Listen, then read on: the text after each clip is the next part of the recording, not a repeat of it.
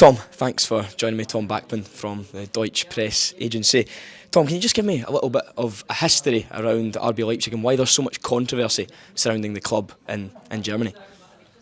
Okay, it's basically it's about participation of the fans. So in Germany, it has always been a big topic that the fans they can decide what happens in the clubs. It's quite a very different model to what happens in the UK, in England and Scotland. We call it the 50+1 rule. That means that every club has to be in the hands of its members, and an investor could only buy 49.9% of the club. So, but basically, RB Leipzig is kind of like a marketing project of Red Bull, hence the name RB.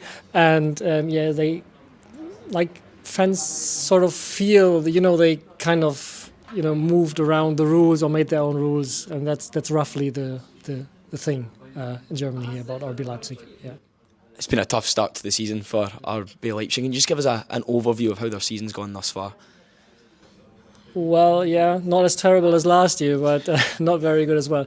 Yeah, they were very hopeful for the season because they won the cup last year, and then they got Timo Werner back, and they managed to keep Christopher Nkunku, and they also signed David Raum, who's a German international left back, and so they were very hopeful. And yeah, and then the season was like really, really terrible, and they sacked the coach Domenico Tedesco after seven matches, I think, and then they got Marco Rose, who's in charge now, and it's been a really good start.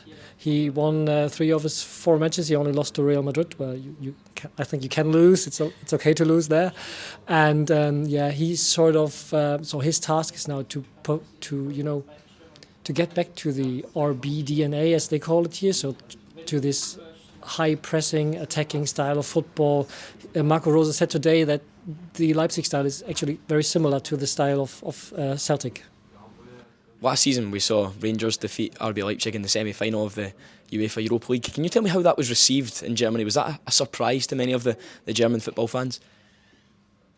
It was a surprise, but as Leipzig is not very popular, it was a lot of they made fun of a lot of the players, and I was there at Rangers. I saw the match, and I think that the reason they lost is because I don't know if the expression is okay, but they didn't have the balls.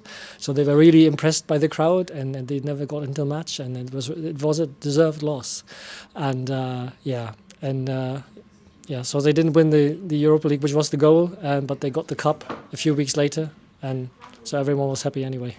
Some big players in that RB Leipzig team. Can you tell us who to look out for? Who's caught your eye this season?